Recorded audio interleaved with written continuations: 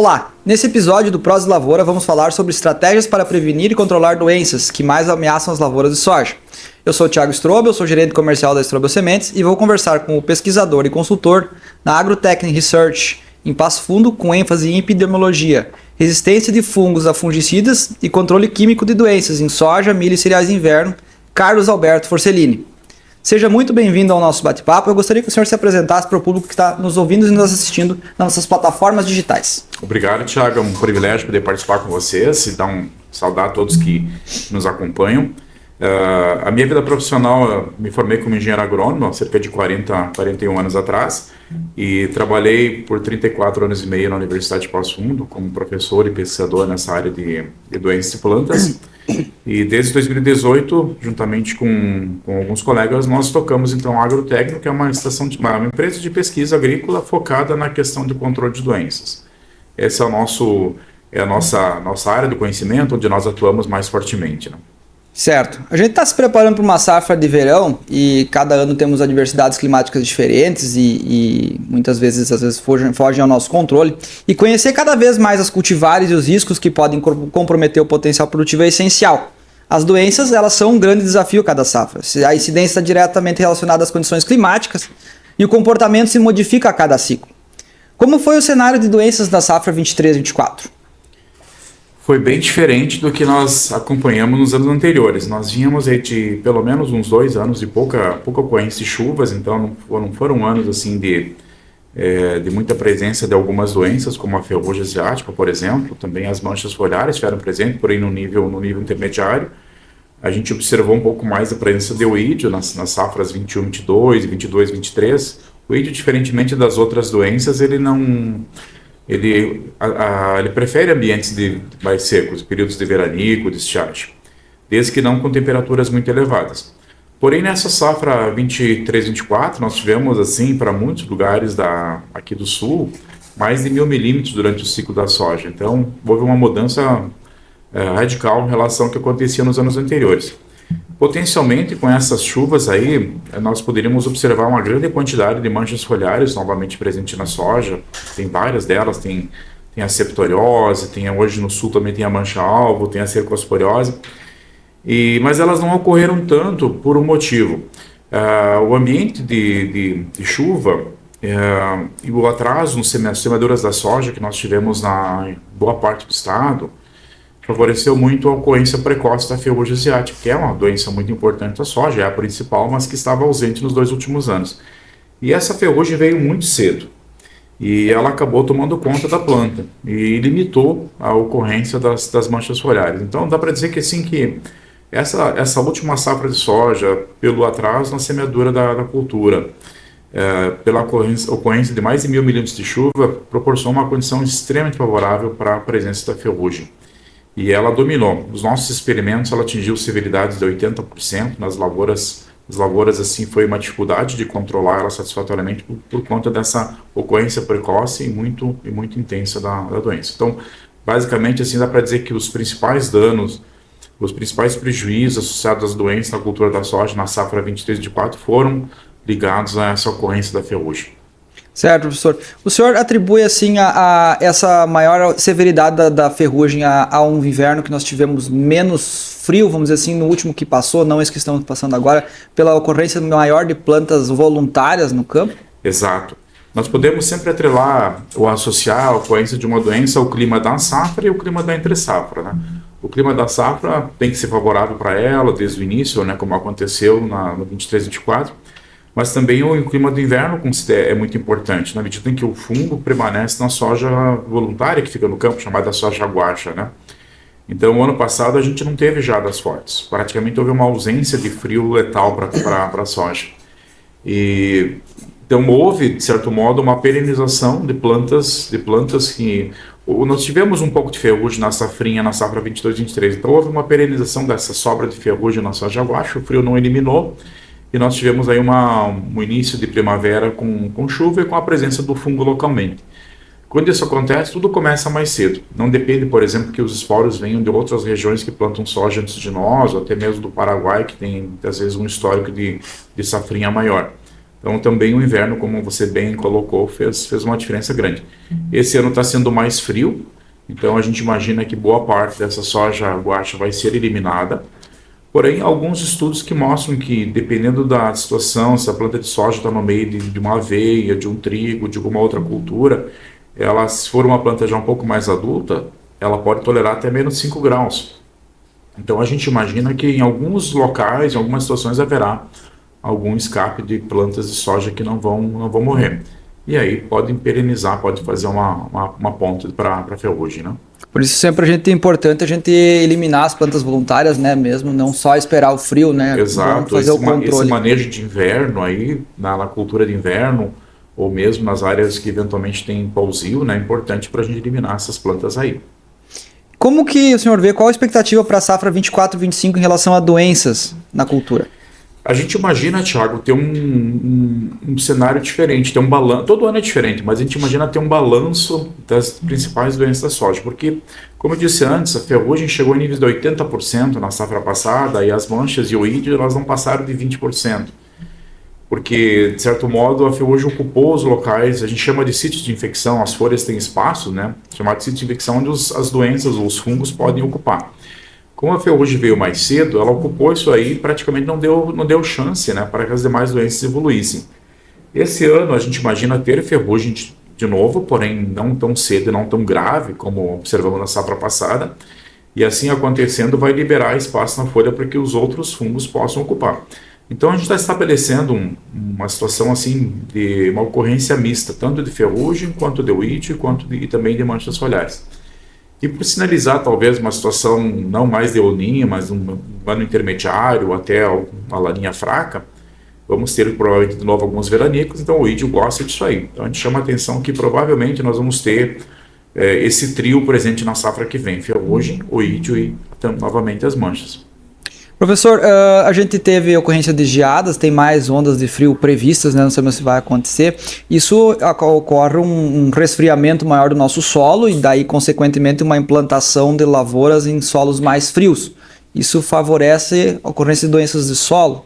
Queria que o senhor falasse um pouco sobre essa implantação, às vezes é um pouco mais difícil no início, né? Sem dúvida. A gente tem tido desafios para implantar as culturas de verão nos últimos anos, ou por excesso de chuva, como foi o caso do ano passado, ou por falta nos 2 anos anteriores, mas também tem a questão do frio, né, que está muito atrelado então, à época de semeadura. Então eu vejo que ou frio, ou falta de chuva, ou excesso de água dificultam a implantação.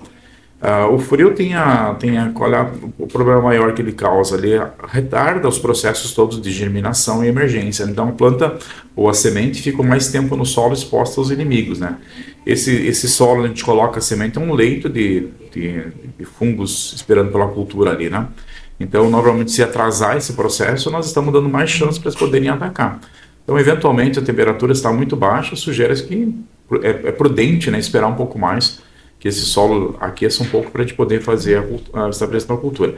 No caso, a gente tem observado que os fungos que mais se beneficiam dessa condição, no caso de milho, é Pythium, e no caso de soja, é Phytophthora. Se essa condição de frio também estiver associada com um pouco mais de umidade, aí se torna realmente muito grave. Então, por exemplo, assim, frio, a presença de umidade que favorece, porque são fungos que se movimentam no solo quando tem mais umidade, eles têm estruturas chamadas de flagelos para se movimentar, eles são mais ativos, então num solo mais encharcado. Outra questão que a gente pode elencar, às vezes uma profundidade de semeadura meio exagerada, né? Então são alguns fatores que atrasam a emergência, atrasam a germinação e emergência e que favorecem então o comprometimento por essas doenças iniciais. A maior ocorrência na safra de chuvas, na safra 23-24, a gente falou sobre mais de 1000 milímetros, ela influenciou muito na qualidade de sementes de soja? Sim, apesar de nós não termos tido, vamos imaginar assim, nós tivemos muita ferrugem, certo? Essa ferrugem esse fungo, o Phacops, que é o causador da doença, não vai se alojar na semente, né? Ele não tem essa capacidade, vai ficar nas plantas guaxas que ficam no entre-safra. Mas a gente teve sim, na presença, especialmente no final do ciclo, a presença de manchas, especialmente a cercosporiose.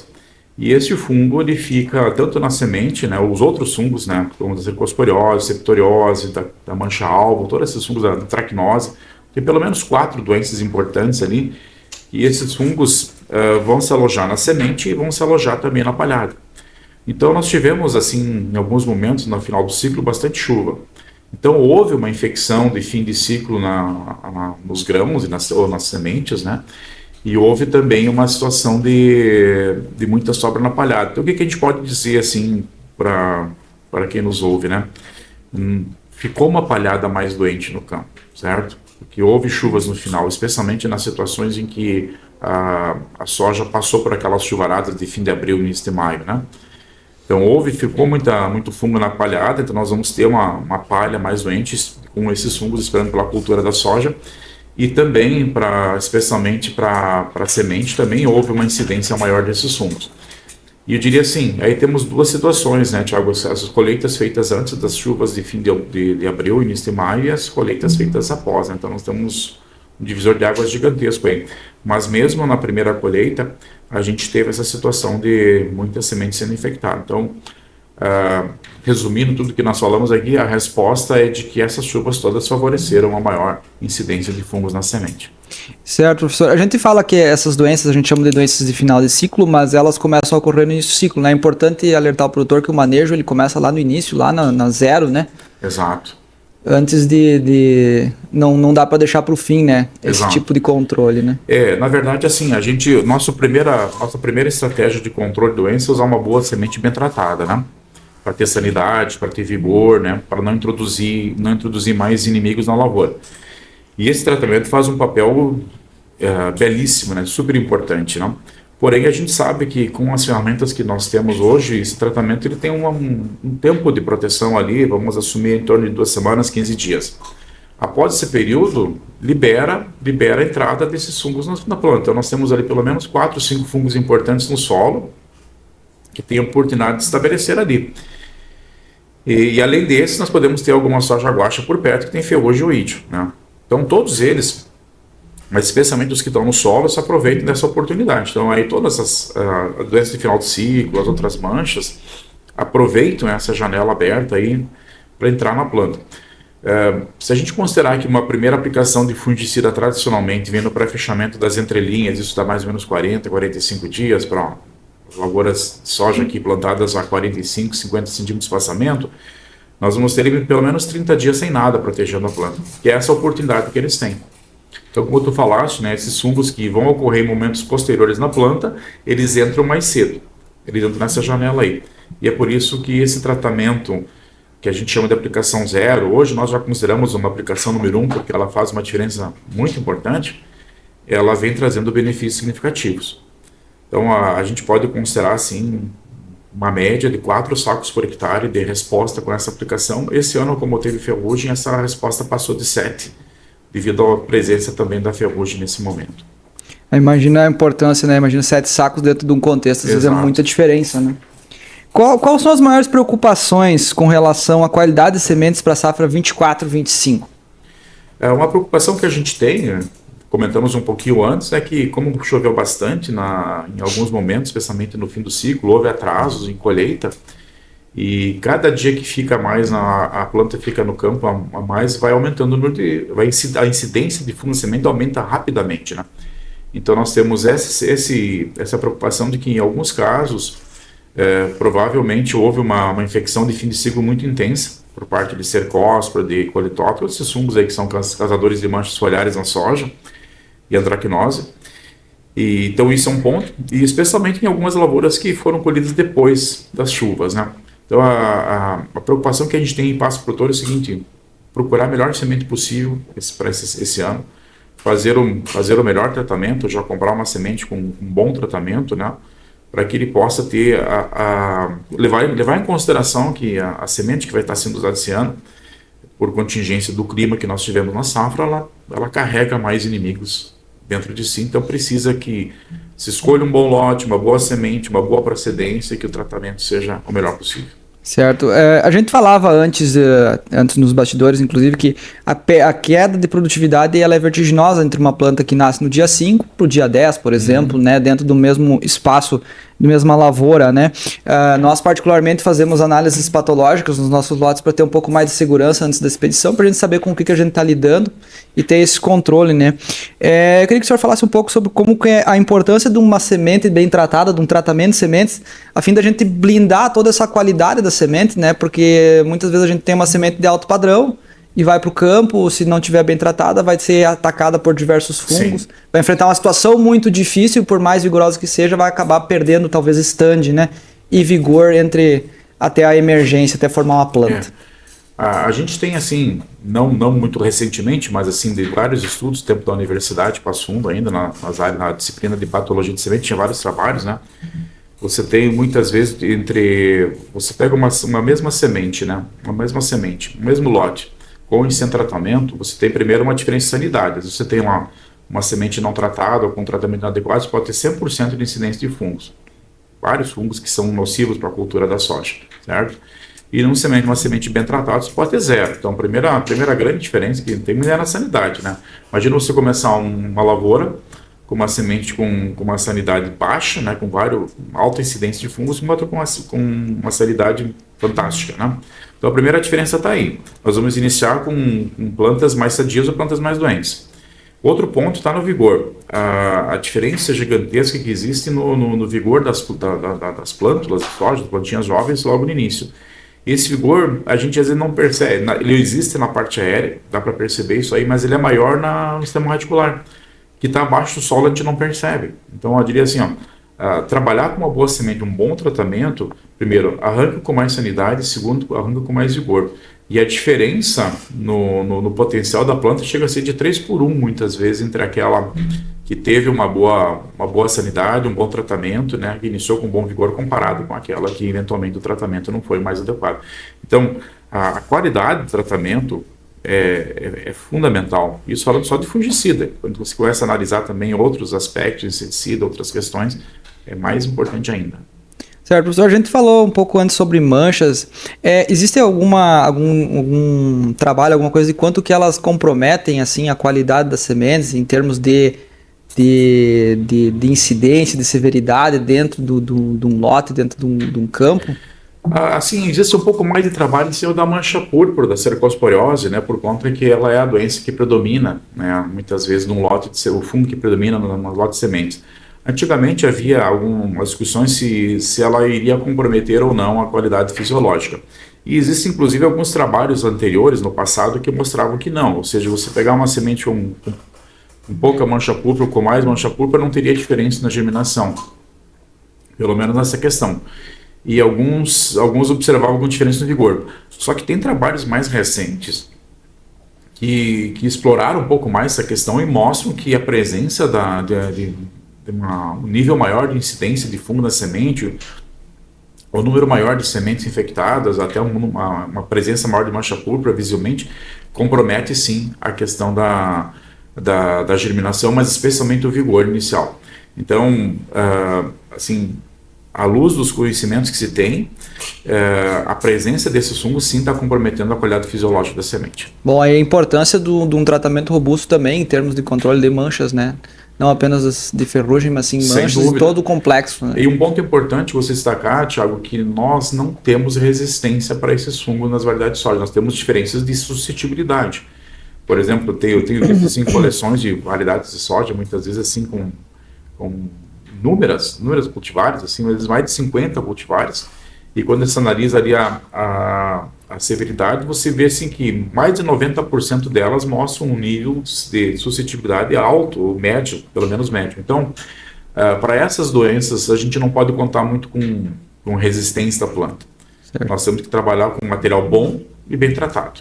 Certo. Professor, a gente tem enfrentado ao longo dos anos aqui um problema com macrofomina, atacando as lavouras de soja, mesmo anos mais secos e anos com mais chuva, ainda assim houve possibilidade de entrada do fungo. Queria que você falasse um pouco sobre como que ela tem atacado, como que funciona, porque a gente tem visto que tem perdido lavouras, perdido produtividade, né, em termos de ataque desse fungo de solo. Certo. Macrofomina é uma doença que não era importante no passado, distante, né, voltando assim 30 anos atrás, não era uma doença importante. Em algum momento o fungo foi introduzido, provavelmente através de algum material genético que veio, alguma soja, alguma semente que veio e foi introduzido aqui para nós. Esse fungo, uma vez introduzido, se torna um problema porque ele não somente a soja, ele tem outros hospedeiros, né? Ele tem outras plantas, exceto as gramíneas, que ele pode sobreviver. É um fungo que forma estruturas especializadas para sobreviver no solo, então mesmo não plantando soja, ele consegue permanecer ali. E é um fungo que, assim como os outros fungos de raízes, tão logo passa o benefício do tratamento de semente, ele já começa o processo de infecção, vai infectando a raiz da planta. Se essas plantas não forem expostas a um estresse muito forte, elas aguentam até o final, elas vão produzir, a planta não vai morrer, a gente não vai perceber o problema. Então é um problema oculto, está lá, infectou, matou parcialmente a raiz da soja, mas o problema não aparece porque a gente não viu o sintoma na parte aérea. Quando vem um estresse, que pode ser assim, um período muito quente, ou um período assim, mais seco, ou até às vezes até um período de muita chuva, mas especialmente os mais frequentes é tempo quente e seco, aí aquelas plantas que já perderam parte da raiz pelo fungo ter infectado, ter causado seu dano, elas não aguentam, entram em colapso. Então, eu diria assim que é uma doença que potencialmente está presente todos os anos, mas vai ser mais grave quando nós tivermos veranicos, períodos quentes e secos associados a isso aí. Se isso acontecer mais tarde, perde-se menos planta, perde-se a planta mais tarde, então ela ainda consegue produzir parcialmente. Agora, se essa condição de tempo quente e seco vier cedo, aí é um cenário muito ruim. Nós já observamos há alguns anos morte de planta por macrofamina na fase vegetativa da soja, o que é muito ruim, porque aí proporcionalmente vai causar um dano maior. Bom, então vamos lá. A doença é favorecida por estresse de ambiente, né? Clima seco e frio, quente, perdão. Não temos como controlar o clima quente, certo? Mas tudo que se fizer para o solo conservar mais umidade são atitudes que vão ajudar a diminuir o problema. Então, por exemplo, assim, uma boa estrutura de solo, né? Uma boa palhada, uma cobertura, né? Ter feito em algum momento uma rotação, né? com outra cultura, com milho, alguma outra coisa em momentos anteriores, nos ajudam. E o outro ponto que eu diria assim, como eu comentei antes, tão logo passa o benefício do tratamento de semente, esses fungos começam a entrar na planta. Então, se a gente fizer uma boa semente, com bom vigor, para ter um arranque rápido e usar um bom tratamento que segure por mais tempo essa proteção, retarda a ocorrência do problema. A estratégia digamos assim, retardar a doença para que a planta consiga produzir antes de morrer, certo? E a outra estratégia é proteger o solo para que ele perca menos água e não dê essa condição de estresse que favorece a doença. Certo, professor. Eu queria deixar aberto o microfone se quiser fazer mais alguma contribuição. Gostaria de comentar, assim, Thiago, que o ano passado, falando da safra 23/24, essa última que a gente teve, né? Nós, observando assim os números, nós batemos os recordes teoricamente, observamos os recordes de perda, danos por doenças. Os números maiores que nós tínhamos, a diferença entre, por exemplo, as parcelas tratadas e não tratadas, elas eram da safra 18/19, que também foram de El Ninho, né? Foi o ano de El Ninho. Naquele ano, a gente teve resultados aqui na região de vocês, Panambi, Condor, municípios vizinhos aqui, de 45 sacos por hectare, diferença entre tratado e não tratado. Em Passo Fundo, nós tivemos que ter 48. E esse ano a gente observou resultados até 58 sacos por hectare em vários municípios. Nós tínhamos vários comparativos em vários municípios. Então foi um ano assim gigantesco de diferença, né? Mostra o potencial que as doenças têm.